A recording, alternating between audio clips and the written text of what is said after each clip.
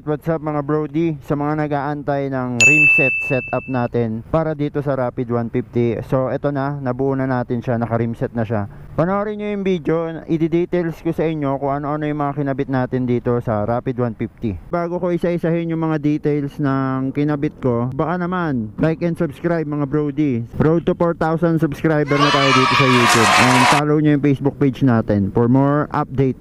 Alam ko naman sa inyo mga brody, marami nagtatanong, especially mga Rapid user din. Marami nagtatanong anong kasukat ng hub ng Rapid natin. Yung mga may gusto lang mag-rim set So mamaya, darating tayo dyan. Isa-isahin ko muna. Magsimula tayo dito sa caliper natin. So itong caliper natin, Formula 8.1, pang wave 100. Tapos disc brake natin tsaka hub, nagkakahalaga yan ng 500 pesos. So magkasama na yan. Tapos kasama na rin yung disc bolt. Apat yan. Hang ata yan hang. Kaya medyo mahal din. So okay.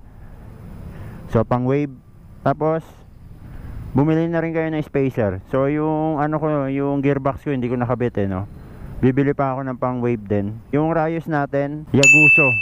Original na Yaguso to ha.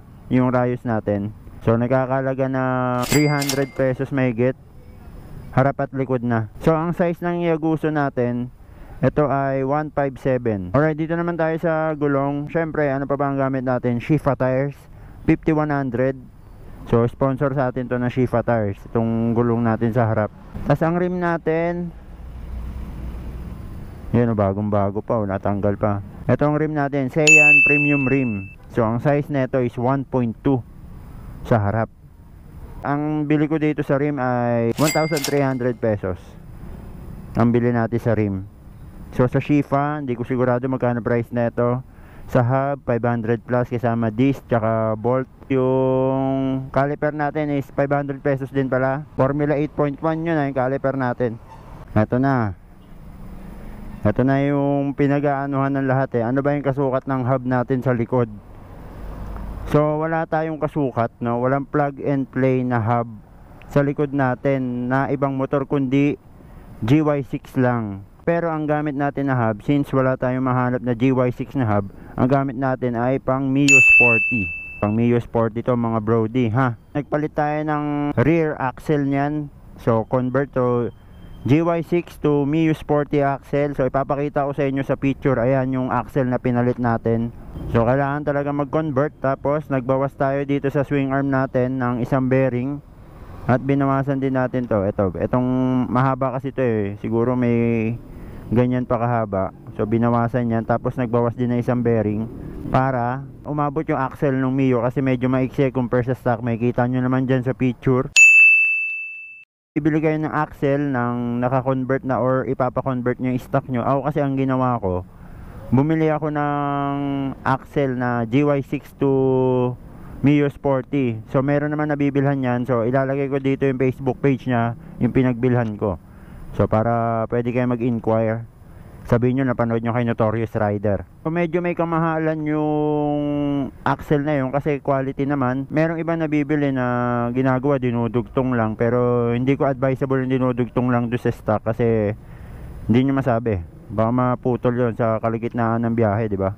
Maganda, bilhin na lang kayo. Kaya ipa-convert nyo na lang yung stock nyo. Pag na-convert ka na ng Mio axle, pwede ka na magkabit ng ibang mugs. Lalo na sa Mio. I mean, pwede ka na magkabit ng Mio Sporty na mugs. Kunyari nanawa ka sa rim, pwede ka magpalit ng RB6, RB5, di ba? Mas maganda na.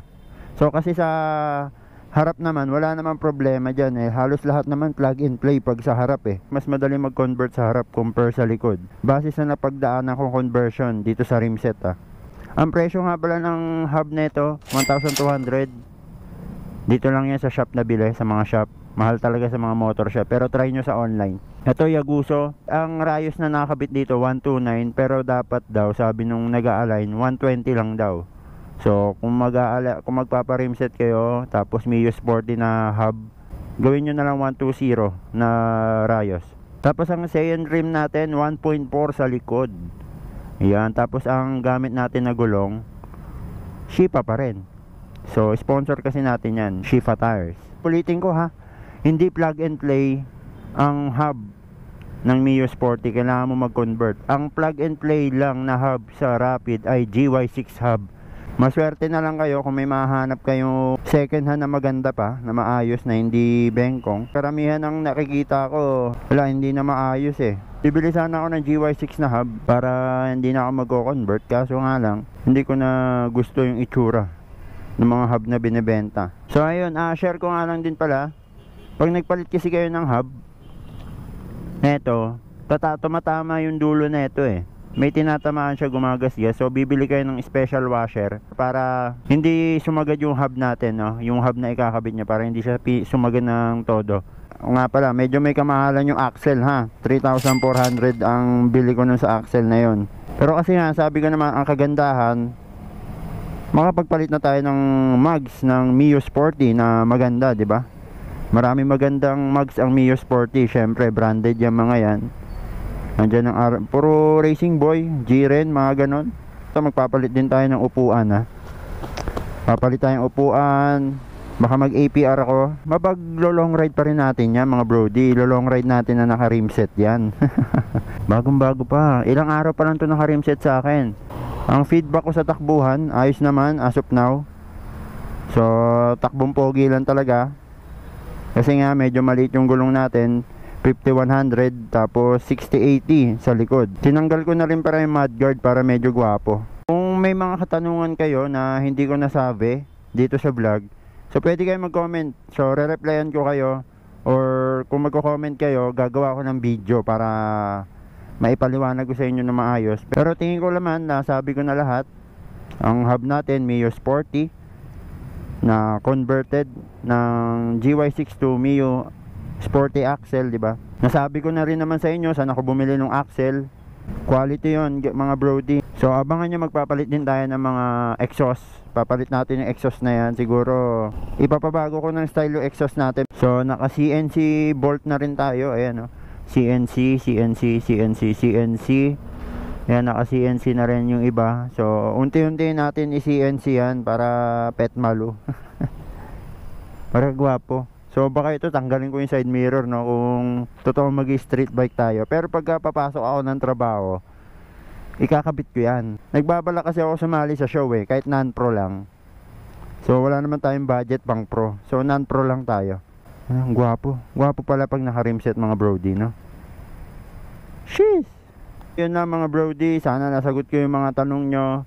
Baka naman, like, share, and subscribe mga brody. Woo! Road to 4,000 subscriber na tayo. So ang laki na nagastos ko dyan ha. Malaki na gastos ko din sa setup ng rim. So kailangan nyo manood, wag nyo skip yung ads. De, joke lang. Ganun talaga. Para sumaya tayo sa motor natin, no? Kailangan mo gastusan para sumaya ka dyan eh. Kung gusto mo pumogi yung motor mo, kailangan mong gastusan. Diba? Yun, ang gwapo. Gwapo nung rim. Meron pa akong din nakakabit dito, yung ano, Earl's Hose. Hindi ko na nahabol, baka mamaya ihabol ko mamaya. So ayun na mga brody, maraming salamat sa panonood. Pasensya lang, matagal tayong hindi nakapag-upload. And ito yung first vlog natin ngayon 2024. Maraming salamat sa sumusuporta at sa susuporta pa lang. Peace out mga brody.